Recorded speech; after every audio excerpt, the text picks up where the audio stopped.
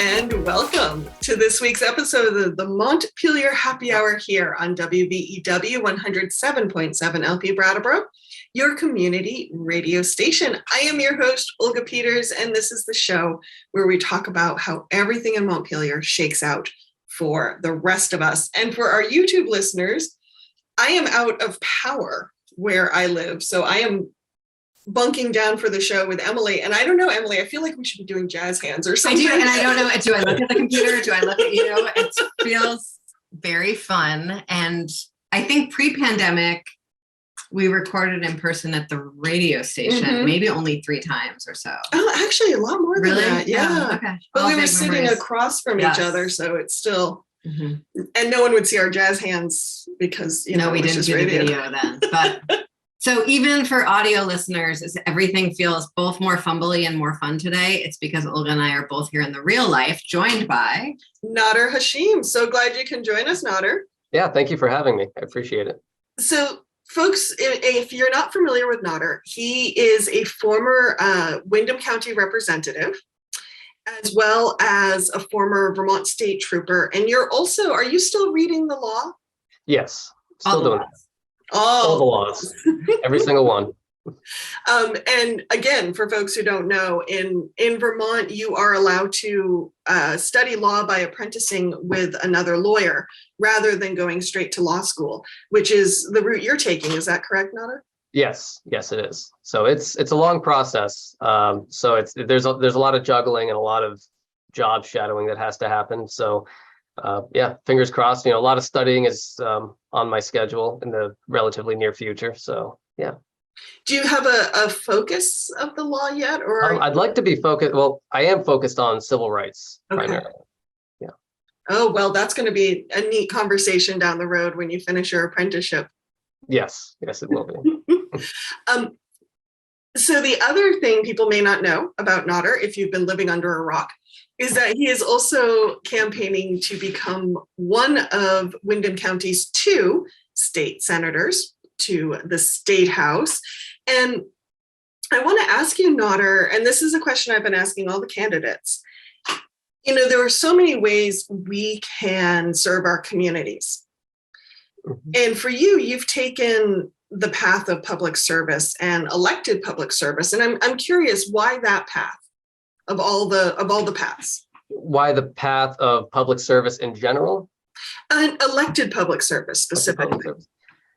I think that, you know, specifically for elected public service, I think it's my background that really drove me into elected public service. You know, when I think about what a senator covers in terms of Windham County, it's the entirety of Windham County. And then I look back to the, you know, almost 8 years of being a trooper all over this county and going to every single town in this county and seeing what the most disenfranchised people are dealing with, and just the lack of access to resources, and just this question in my mind of, you know, how do we get resources to the folks who are most impoverished and most on the sidelines? And, you know, I've always been interested in politics.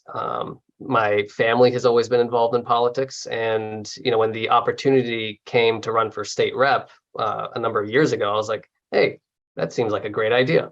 So did that, and now just trying to broaden it in the Senate.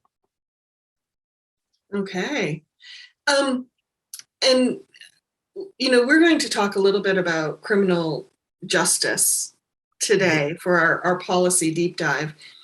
And I'm curious, Nader, what keeps you coming back to that issue? I mean, I know you had the experience as a trooper, but what keeps you coming back to this issue of criminal justice and in the law, civil rights? And how does that, how do I put this? How does that specifically pertain to Vermont and what Vermont's doing around criminal justice? So what keeps me coming back to it, I think, is just the general idea that it's a good idea to practice things that you already know a lot about and that you have an area of expertise in. And, you know, for example, I wouldn't try doing a super deep dive into solar panels. I don't know how solar panels, I wouldn't be the person to talk to about that. But when it comes to trying to reform our courts, how prosecutors work, how the public defender's office works, that's something that I feel like I have an area of expertise in. And so basically, I just want to be useful. And so that's where I'm trying to apply my usefulness in that area. And, for me, it comes down to making sure that we have a criminal justice system that isn't focused solely on punishment, because that is an antiquated methodology of, trying to keep people safe. I think that, we have to look at why recidivism rates are high. We have to look at, why are people committing crimes in the first place? And I mean, my personal opinion is that the vast majority of crimes are related to poverty, and it's just a perpetual cycle. So yeah, that's my answer to that question. Have you had a chance to read, I find your response interesting because last night, I should say, I read, I think it was last week, the governor released a 10-point plan around criminal justice reforms in Vermont. And I found it interesting because it's a 10-point plan. So parts of it felt very vague to me. It also felt at times like it was a little more focused on, say, the corrections, law enforcement, punishment side of the equation than perhaps like the human service side of the equation, to be very broad strokes. What have you had a chance to read that plan, and what was your response? Before we talk about the plan itself, can we talk about a little bit like why it might have been expedient for the governor to be issuing a 10-point plan on criminal justice reform at like this particular point? If you would like to, yes. I'm going to jump in on that one. So, we just finished the primary elections, and there are sort of primaries going on all over the country. We saw that two candidates who campaigned very explicitly on restorative justice, on pretty massive criminal justice reform. Sarah George, certainly in Chittenden County, but Becca Ballant was very explicit on the campaign trail about where she stood on police reform, on criminal justice reform. And, she also won quite handily. And so it seems to me that there's been on some level a clear mandate from voters in Vermont about what they want with regards to criminal justice reform. And I'm certainly not the first person to say that as a breakdown of the, as an analysis of the election. But post-pandemic or post, someone please give me a phrase for the time in the pandemic that we're in. I need better words. Post-lockdown? In this phase of the pandemic. There you go. We've seen increased violent crime all over the country, but when that violent crime is analyzed, it is actually part of sort of a broader move towards less violent crime and less crime overall. And what we've seen in Vermont is a lot more headlines about things like shootings. I don't know if it's a lot more headlines or if it's a lot more actual shootings. I have not seen analysis of that. Yeah. But what I have seen is that almost all of those cases that are getting headlines are intimate partner violence based. Those are actually domestic violence cases. Right. Those are not like random strangers unsafe in the street because there's some person with a gun that's doing something to a random stranger in the street. And so, but while that's all happening, I know, you're hearing from folks, Nader, I'm hearing from folks about we all feel much less safe, I think, in our bodies because of COVID. We all feel like very deeply destabilized. Our connection to community is a little stretched. And then in the face of sort of headlines, a lot going on with other people being stressed out, more sort of random bursts of violence on some level, I'm hearing from a lot of constituents who are experiencing things related to the opioid epidemic, related to petty crime, et cetera, that are really concerned that we're not acting here in Vermont. And that want a different solution. And so I think that's sort of an interesting context going into an election year to really start like hyping up this debate in communities. Nada, before you, I just want to clarify something with you, Emily. When folks talk to you and they're talking about feeling less safe, do they really feel that Vermont's not taking action, or do they feel Vermont's taking like the wrong actions? So one thing is that I'm hearing from folks who are experiencing things that are going on all over the country, but Vermont exceptionalism is Vermont exceptionalism. And we all, we think that the face of poverty should look different here. We think that crime should look different here. We think that, and I would like it to be, I would like things to be different here, but we are still part of national trends, and, oil prices are going up and opioids are deadly. And, all of those things are just as true here as other places. Yeah. So there's that and conversations around that. Okay. And then the other piece of it that I am hearing from people is that they're very, very disturbed by things that might be happening in their neighborhood.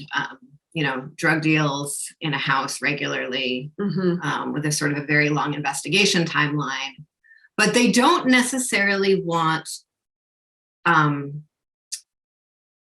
problem to just be arrested away. That's not what they're asking for. They're asking for action, and they're asking for more than whatever the sort of long-term proactive, opioid response stuff we might be doing. But they're not just asking for cops to storm in and take everyone away. And so that's a really interesting piece to navigate, because I don't know where to really be useful in that conversation. Yeah. There's this interesting balance because, for example, in Brattleboro, we've had the police station move up to Putney Road, or Black Mountain Road, right off of Putney Road. And so their presence from downtown has gone away. And there are business owners who I consider very progressive who are saying, where are the police? Why aren't the police in downtown Brattleboro? But then at the same time, it's all right. What do you want? Like a very high police presence? Do you want police officers walking up and down the street constantly? Do you want surveillance cameras? And it's really hard to find that center line that people want, so that they can, one, feel safe, but also recognize that they're not just taking punitive action or supporting just punitive action. And so it's a fine line to walk, and I'm still trying to find out where we land in the middle of that. Yeah, I think what makes it tricky too, I'll just share a story which Emily has heard that happened in my apartment July. Still feels like yesterday. Yeah. Long story of why the doors to my apartment building were not locked, but it was like 1:30 in the morning. I woke up because I felt someone sit down on my bed, and I felt someone's hand on my hip, and, woke up like a shot. And it was a man had come off the street. He says he had Googled our building and thought it was a shelter. And you live in the middle of nowhere. So I live in the middle and absolutely nowhere. And, I told him he had to leave. He did not leave as fast as I wanted to, but he did leave. So in the end, I was okay. Like, there was no direct violence done to me. A lot of people asked me if I called the police. And since I've been processing the event, no, I didn't call the police. I called a neighbor because I grew up in Whitingham. Always takes the police 2 hours to arrive. So you call your neighbors. You don't, in a crisis, you don't call the police.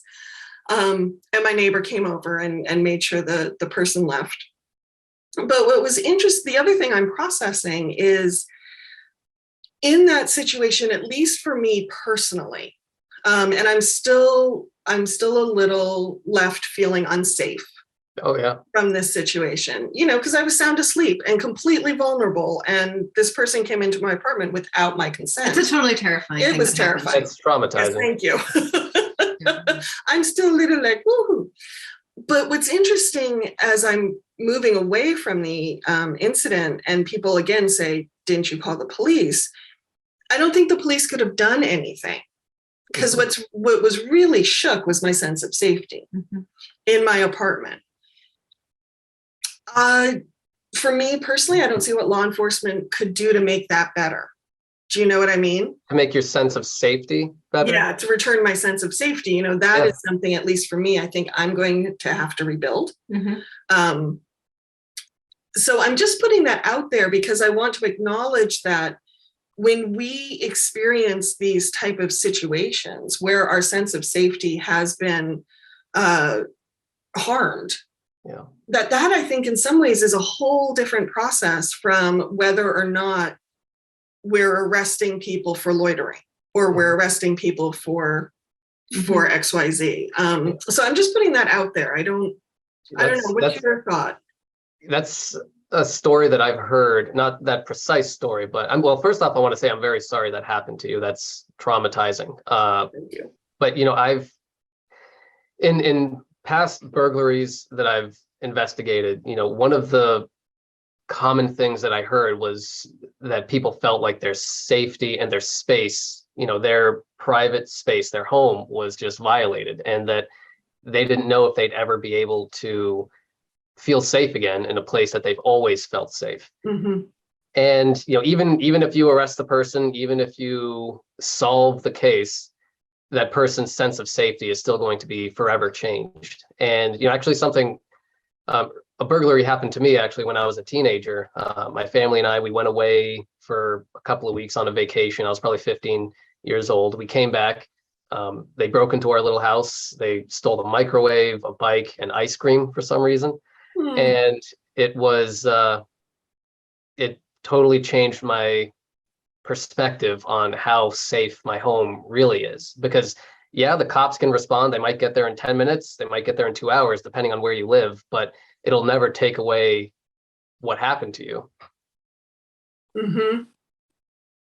Yeah. And the promise of restorative justice, which is a part of what I think the Vermont legislature has been moving further and further towards in the context of our criminal justice system for the last many years. And in some spheres, I think we're sort of the furthest along on those conversations of any state in the country. The promise of restorative justice is exactly that, is that on the other side, there's healing on behalf of whoever has had the crime committed against them. As well as healing for the person who committed the crime and sort of the motivations that led them to commit the crime. And so it makes the community come together in a tighter way than whatever fraying caused the harm. I think, we talked a little bit with Rory Thibault, Thibault every time, because in Vermont we don't, we pronounce things differently than, maybe the country of origin that created that last name did. Exactly. Does. So Rory Thibault, we talked a lot about how we have this idea of how the restorative justice system would work, and then the actual implementation of said restorative justice system is like a whole other debacleist story that maybe the governor's 10-point plan could address, since it is part of government administration. But I think that is a lot of the promise. When I lived in Burlington and someone broke into my home, and they took a half-drank bottle of wine from the dining room table, which had a silver stopper in it that was my grandma's, and which I'm sure they took just for the half-open bottle of wine. They took a bowl of rolled change from my son's night table that he had, the way 5-year-olds will roll, that he spent hours rolling. They took his Discman, which,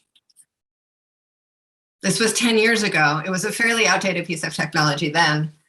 And then they took this glass urinal, like a vase that I had change in, and that's all they took.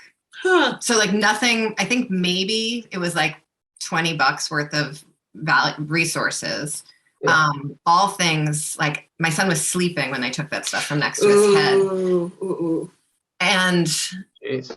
I was I felt it was the aftermath that was so affecting. It was absolutely no loss to anyone physically whatsoever. But the thing that was the most healing for me was I posted on Front Porch Forum in Burlington about it. And sort of as just a heads up, people are, there's someone sort of wandering around.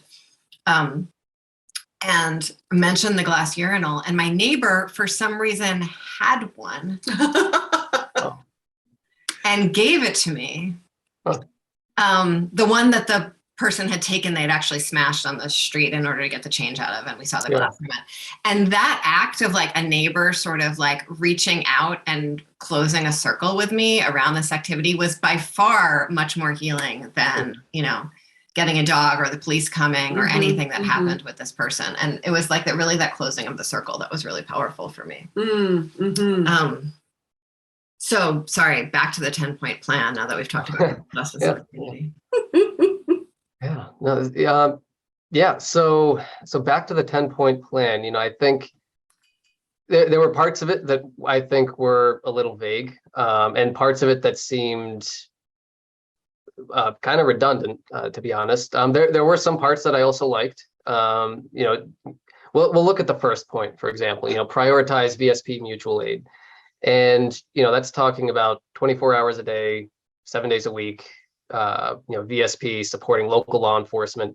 And, you know, this, you know, when I think about Windham County and specifically our Westminster barracks that covers Windham and I believe most of Windsor County, you know, their staffing is, you know, it's incredibly low. It's low across the entire state.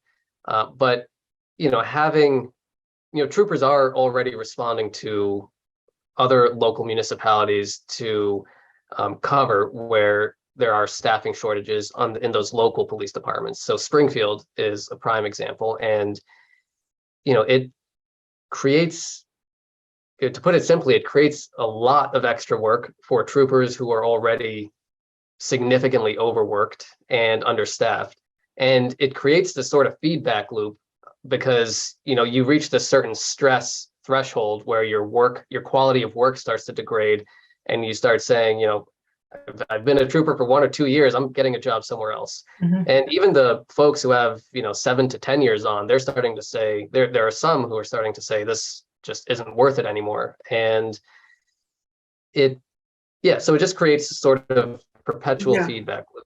I think it's interesting too, because it doesn't acknowledge, like you said, the underlying problem, which is that we don't have a system in Vermont that actually provides anything resembling police presence to the vast majority of our communities. And even those communities that are trying to do it on a community level are sort of under-resourced for it. And so we have this wild patchwork of the Vermont State Police, of the sheriffs, of a few towns that are providing this themselves. And there's both like redundancies and vast gaps that sits on the shoulders of a few people. In the same way, when we talk about childcare, we don't want our childcare providers to be totally stressed out doing their job because they will not provide the kind of calm, consistent, like non-compassion fatigued work. We don't want our troopers to be totally stressed out, overworked, and resentful because like there is nothing you want. Like you want the person who is carrying the gun around in high stress situations to be like centered, right? Yeah. And like it just seems like a classic thing the governor does, which is just like broad strokes. It does not acknowledge the underlying problem. Yeah. It's like not even quite a Band-Aid. Yeah, I agree with that. And then there's also the you know, bringing out troopers from retirement. I don't know. They retired for a reason. They were, you know, they're under the mandatory retirement age. I don't know.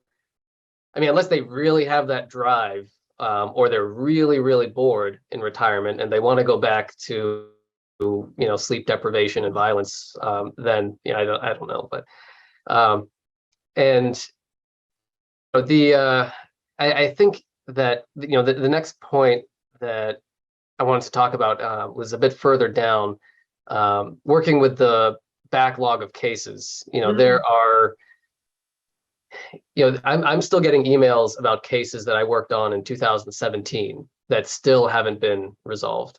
And, you know, that's about 2.5 years prior to COVID having disrupted things. So it's not just COVID that created this backlog. There are cases that have been taking a number of years. And is it a backlog in the court or the prosecutor's office or in the police system? And maybe you were about to get to that, so I'm sorry I jumped in.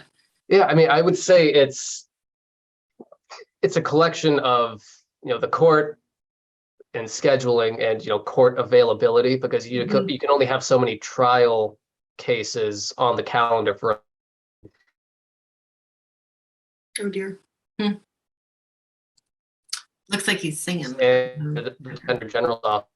Ooh, Nader, You're freezing up. do you want to turn off your video for a moment? Oh wait, he's back. Hi.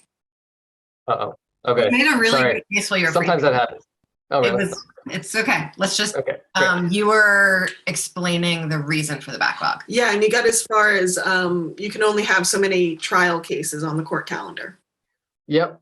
So there's that. And then the state's attorneys and the Defender General's office, they are also overworked, understaffed, more so the Defender General's office, which, just to point out, does get less money than the state's attorney's office, which I've always found to be strange. It's so strange. Yeah. And so yeah, I would say it's a collection of that trifecta: being overworked, understaffed, and having a lot of cases on the docket. Okay. We need to take a break so we can hear from some underwriters. So stay tuned, folks. The Montpelier Happy Hour on WVEW 107.7 LP Brattleboro will return in a moment.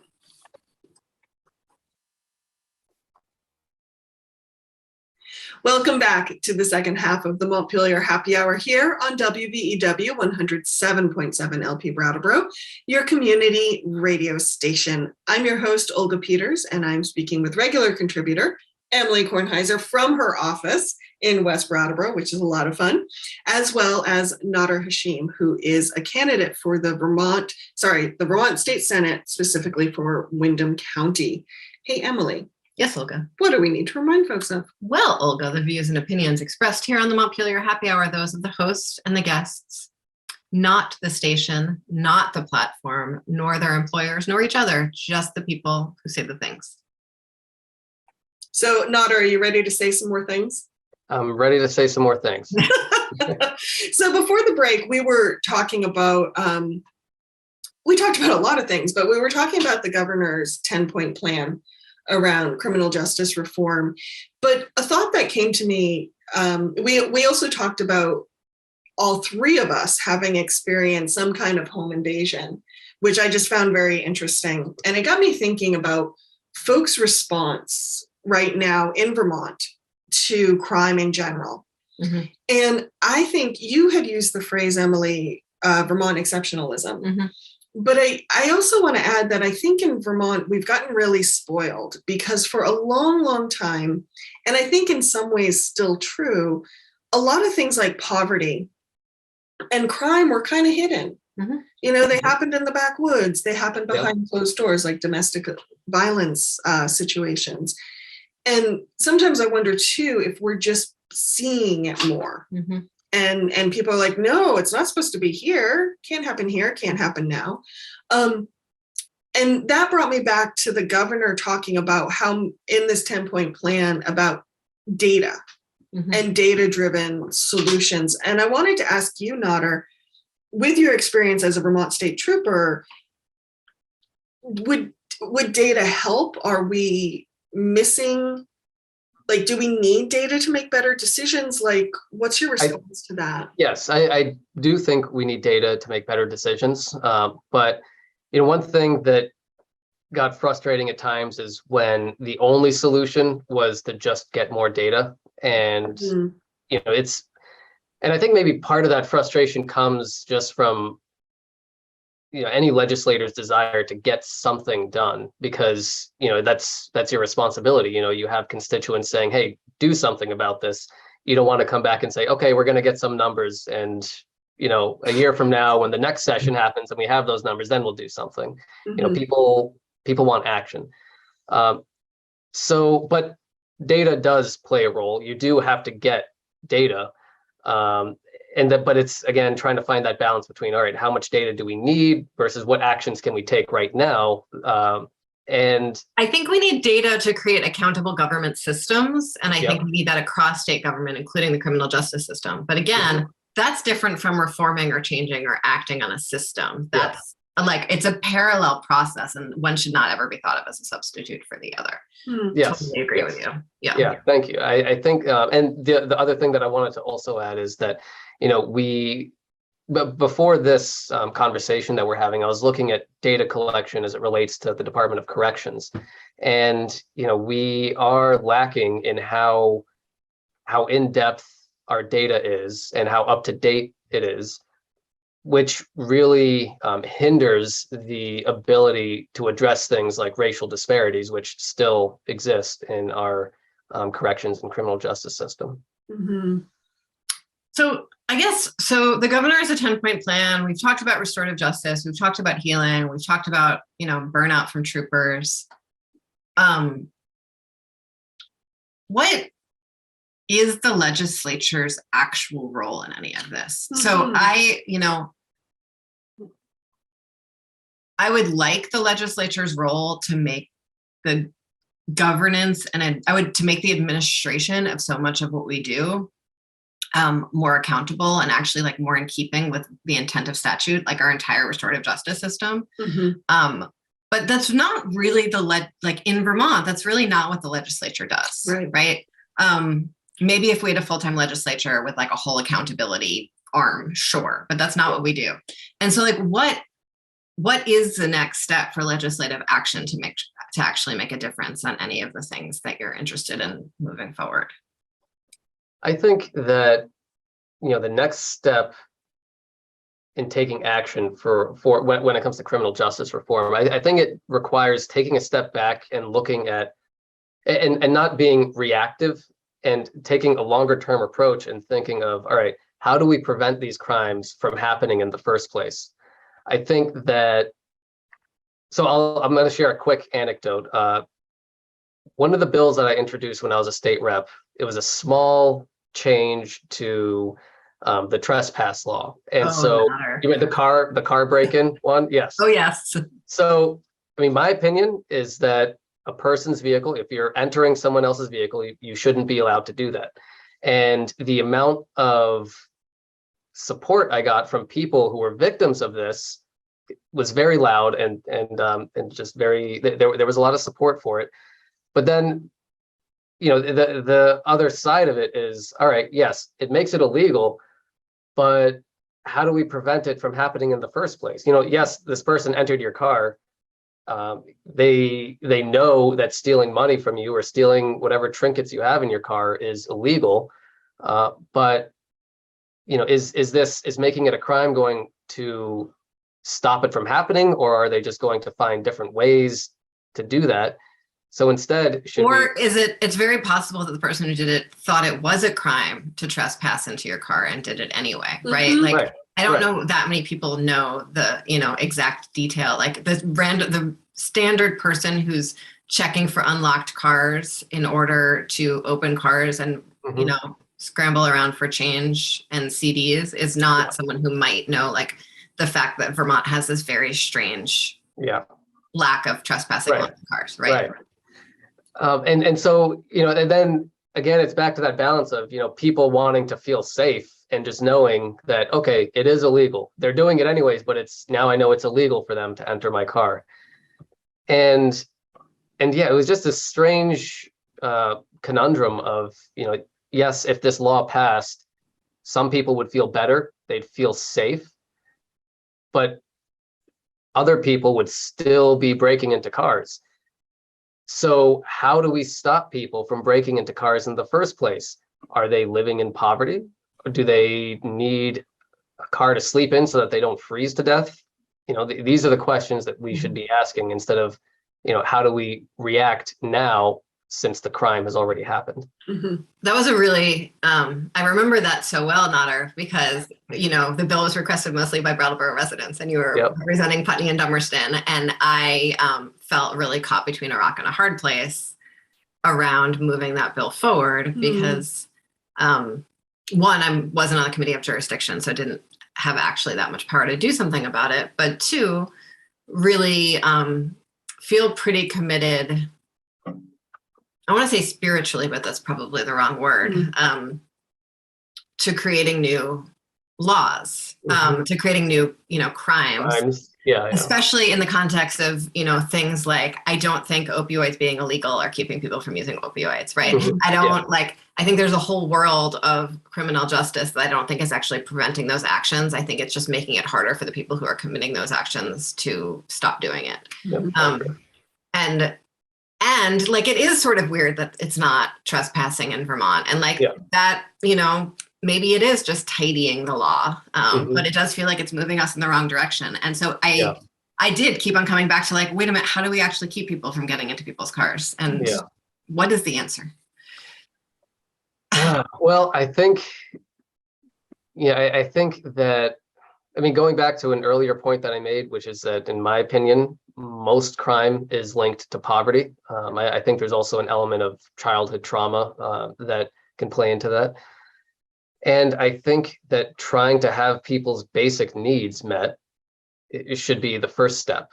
When people have secure and confident access to food and shelter and just the bare necessities, that moves people away from the willingness to commit crimes to get resources for the things that they need. Because if somebody's decision, or if somebody's in a rock and a hard place and they have to decide, all right, do I steal food from Hannaford's or do I just go starve? They're going to steal food from Hannaford's.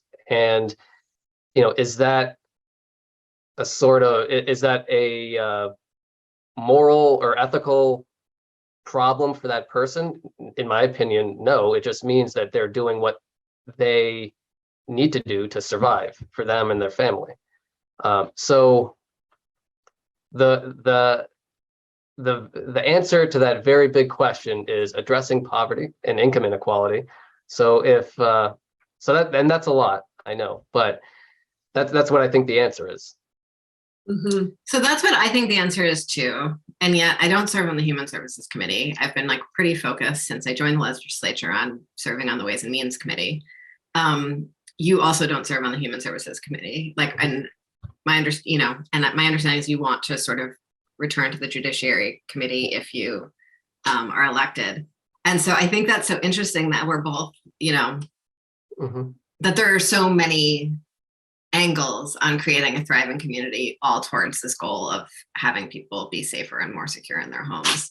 And, just to hammer home the point, the governor's 10-point plan did not get to any of that. Yeah, so that was one thing that was pretty disappointing. It was really just drumming or, hitting the drum for, the phrase is escaping me, but it's not fear mongering per se, but just the law and order aspect of things. It's, all right, let's support the police. We should support them, but also what else are we missing? Because the police are the response to a crime that's already happened. One point that he did bring up, which I do support and appreciate, is in point number 9. He talks about early interventions for children and families, and a longer term prevention strategy for kids who are experiencing childhood trauma. And I think that is one of the things that does lead to crime when a child who's experienced childhood trauma grows into an adult. But I encourage folks to who are listening and are interested in that and think that's a great way of preventing crime, to make sure that the governor's budget actually includes increases in funding for children's integrated services and early care and education, because children's integrated services has seen proposed cuts in their funding every year for as long as I've been involved in the system. So it's, we need, all of these systems need more than Band-Aids. They need real investments in order to meet Vermonters' needs. Yeah, there's a lot of long-term investment that I think needs to happen, both for mental health resources and, providing transitional housing for people, providing job opportunities for people who've been disenfranchised or who've exited the criminal justice system. I can't remember what the numbers are off the top of my head, but we have a relatively high recidivism rate. Mhm. And, it's, once you get into that cycle, it's really difficult to break out of it. And a lot of recidivism happens within the first 1 to 2 years of leaving the state supervision system, whether it's jail or probation, furlough, whatever it is. So, instead of just giving people the boot once they're out of that system, there really has to be follow-up to make sure that they have access to, getting a job, or, mental health resources if needed, and, whatever else it is that they might need so that they don't have to fall back into that cycle. I always find it so fascinating that some of the language around the prison systems is that, well, and this is the story, right? One reason you're going to jail is you're paying your debt to society. And once you go to jail, you've paid your debt and it's like a clean slate. And yet it never is. Mm-hmm. And, how do you expect people to return to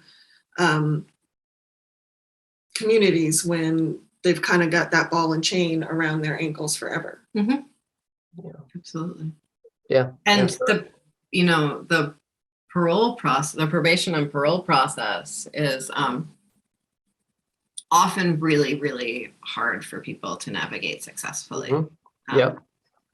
And especially with the fact that, we have basically 14 different criminal justice systems across the state. And, that's what we reminded ourselves of in House Judiciary, that every county is different. And every county has different access to the information that is needed for people to successfully navigate the system and successfully make it out, instead of, making a mistake that they're not even intentionally doing sometimes and finding themselves back in square one. So this is a tiny state. And I know everyone's special in it. I am special, and you're special, Nader, and Olga's special. And Brattleboro is very special, and I love it very much. And I do think it is genuinely a different place than Wilmington. But why does every county have a totally different justice system? Is there something that we could do about that? It comes down to the discretion of the state's attorney, which I think is such an overlooked office when people are looking at politics and who their elected officials are. And there's a lot of people who don't know who their state's attorney is. They don't know what party their state's attorney is in, or what their policies are when it comes to things like restorative justice or, a treatment docket in court. And, for example, there was a DUI case that I had. It was a pretty unusual DUI case, and it ended up being a felony that I was investigating. And it happened in Stratton. And in Stratton, there's a lot of different roads where if you're 50 feet in one direction, you'll be in Bennington County, 50 feet in the other, you're in Windham. The person I had arrested was in Bennington County. And the difference in the aggressiveness of what was being charged and how much jail time he was looking at was a lot different than what I would expect to see for a similar case that would have been prosecuted in Windham County. And so it again comes down to the discretion of the state's attorney and, the type of culture that they cultivate in their office for their deputy attorneys as well. I would also say that, there's the discretion with regards to who's referred to diversion. I think we're doing a lot in the legislature to remove some of that discretion around diversion. But then what happens in our diversion programs is radically different from county to county. It's run by a different nonprofit in every county. It's funded differently in every county. You have totally different skill sets with the staff in every single county. And if someone is not successful in diversion, they go back into the court system. And someone being successful in diversion is 100% dependent on who the other person who's working with them in diversion, who is sometimes a 21-year-old recent college grad who doesn't even have a background in social work, let alone criminal justice. Yeah, it's funny. We don't have codified county government Mhm. in Vermont, and yet we do have all these county specific systems Mhm. that Yeah. are kind of, I don't know if they're filling that void or if they're creating their own government, but yeah, I find that fascinating. Me too. And then one piece that I think is also interesting is that like we have lots of, judges are, even in states that have actually consistent criminal justice across the state, because they don't have this funny patchwork, they still have judges who have lots of discretion. Yep. But because we are tiny, a lot of our judges are practicing in multiple counties, right? Mhm. So that's sort of an interesting spin on it all, is that our judges get to see the differences across the state in the way that most of us don't. Yeah. I have another question for you, Nader, but I know we just kind of put a lot on the table there. Is there anything you want to respond to? No, I mean, you're bringing up points that I largely agree with, regarding the disparities, or not the disparities, but the differences in, how different counties operate, and also with the judges. I mean, there's also the rotating schedule, I believe, where, judges work in different counties. Yeah, so that's, I mean, those are all good points that you're bringing up. So we're getting a little low on time here. I have my second sort of candidate question for you. Okay. And Emily, block your ears because it's her least favorite in the whole world. Okay.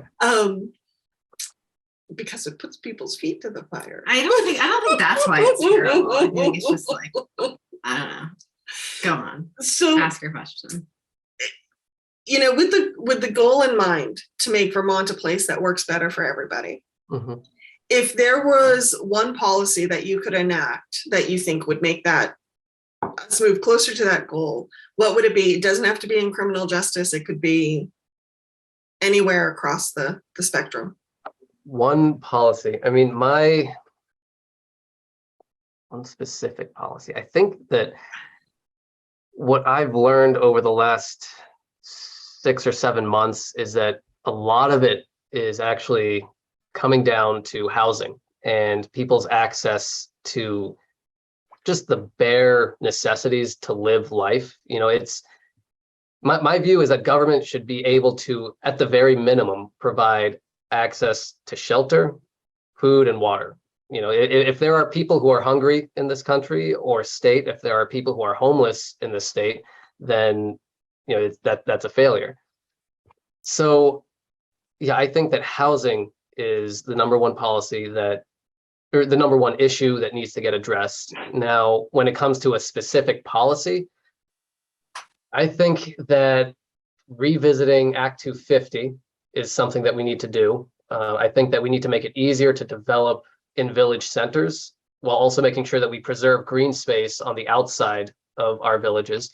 But we need to develop housing, or make it easier to develop housing, by editing and modifying Act 250 and developing housing that is accessible and safe and affordable in those village centers. Right now it takes a developer between 16 months to 2 years to get the permits, and tens of thousands of dollars just to get the permits to develop multiple units. I get it. It should be a detail-oriented process. There should be regulations, but 16 months to 2 years, that seems astronomically high for a need that is also very high right now, which is housing. Thank you. I recommend that you either talk to or go into our Wayback podcast machine, because if you're talking about developing housing in village centers, we also need to focus on wastewater. Oh, yes. Yeah. Chris from the Windham Regional Commission is really so hot on that one and very fun to talk to. So if you haven't talked to him about wastewater, I really recommend you have some coffee with him. I will. Thank you. Yeah. Thank you. Wonderful. Well, Nader, if people want to learn more about you and some of the issues you're working on before the election in November, where can they go? So my website is hashimforsenate.com. You can also send me an email at naderhashim.vt@gmail.com. I I usually respond within a day or two. Sometimes it might take a couple extra days if we're super busy, but yeah, that's how you can get in touch with me, how you can learn more about me. And yeah, I'm looking forward to the next phase of this. And, we're still going around. Wendy and I are now working as a team, and we're getting the plans in place to do different meet and greets around Windham County. I think that we both have very different life experiences, and we're two very different people, but we share a lot of the same values when it comes to how we are going to help Windham County. So, feel free to get in touch with one or both of us, and we'll be all around Windham County in the next few months. Wonderful. Hey, Emily. Yes, Olga. Where can people find more information on you? Well, folks can go to emilykornheiser.org, and you can find links to all my socials, my email, my phone number, as well as signing up for my newsletter.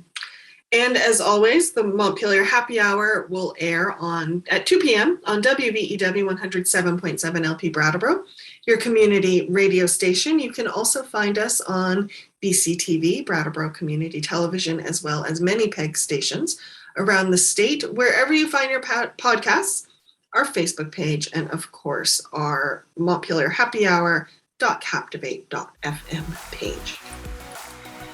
Thank you, everyone. Have a wonderful weekend.